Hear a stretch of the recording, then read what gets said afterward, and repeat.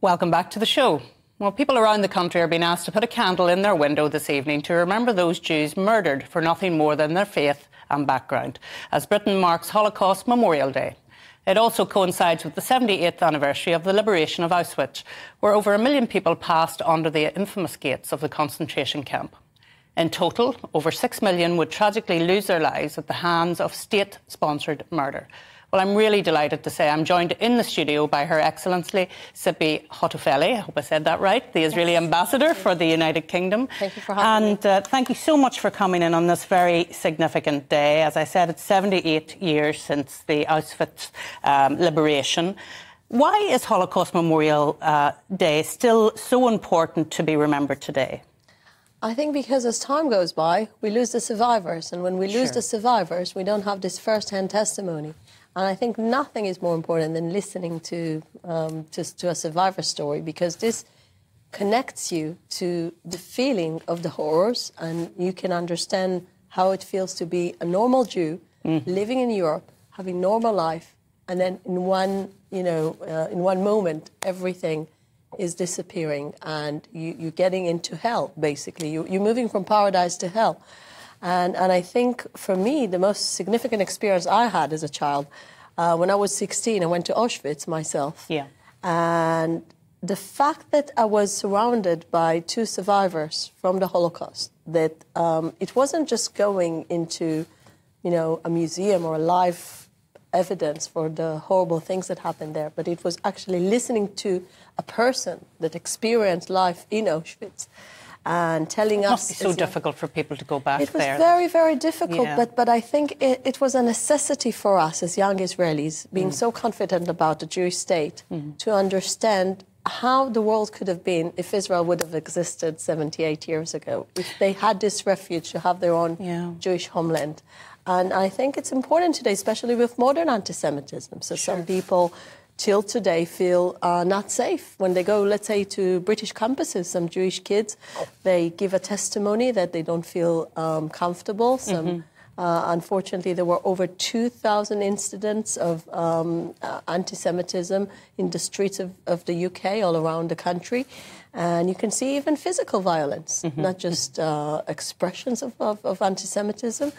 And I think the awareness should rise, because many people, as we... as the years go by, they just move on. And they feel like this horrible chapter in history, they don't want to open it. And I think they must. And you mentioned the horrible chapter in history, and I suppose for many it is so painful. And you mentioned the survivors there and what a key role they've been playing in teaching today's generation about what happened. And I know, for example, Ziggy Schipper, he died last week, so he was 93, a survivor. And there are others who are passing away, and so, as you rightly say, they're passing into history. How will we be able to talk about that after those survivors pass on? What will be the mechanism for us to understand? So it will be a huge challenge, I think. I think the fact that there is the Spielberg project, the Yad Vashem project of taking those testimonies into videos. That the fact that people give their own testimony, I think it's powerful. It's not the same as listening to a live person, but it's better than not having those documented testimonies. And I think I would say, modern ways to teach the Holocaust. So I will share with you my experience. So yesterday I went to Imperial War Museum, and their Holocaust exhibition is absolutely outstanding. I mean, the fact they as one of the people who were shaping the exhibition was telling me, the Holocaust is presented usually in black and white. And it keeps you away from it. I mean, you're very distant from those old pictures. And then you go into this exhibition, and finally everything is in vivid colors. And then you see those people that had normal life, living their Jewish flourishing life, and then how it was destroyed. You see Kristallnacht, you see the process of demonization of Jews. So I think that going through modern ways of teaching and educating is also an important tool to do that. And I think as many as possible ways to do that. I know that the British government is very committed to create the museum next to Parliament.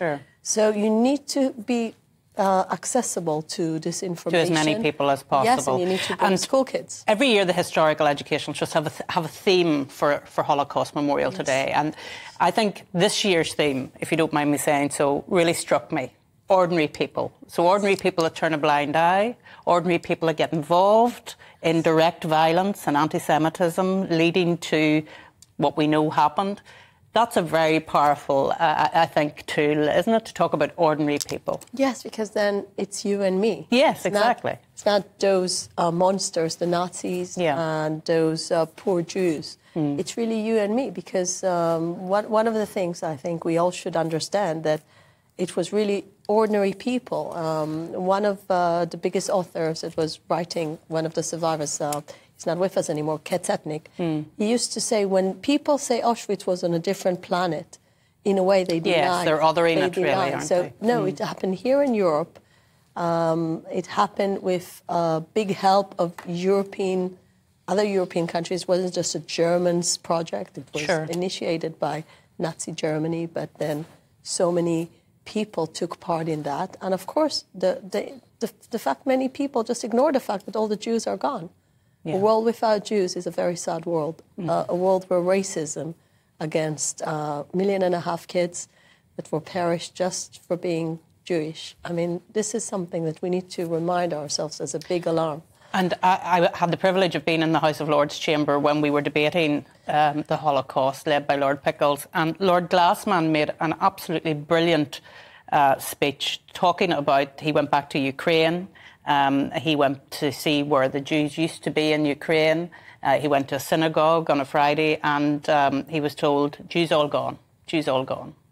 And that really brought it home to me that there wasn't even a Jewish community there anymore. And that's what happened across Europe, of course. Yes, I think the fact they destroyed a culture, tradition, everything. It was about getting rid of Jews and getting rid of Judaism and getting rid of Jewish values and Jewish spirit, all the things that the Western society today cannot live without. Well, thank you for being here today on this very important day. I know you're incredibly busy, so thank you for coming into the studio. This is my duty, and just listen to the survivors and just experience as much as you can to learning history.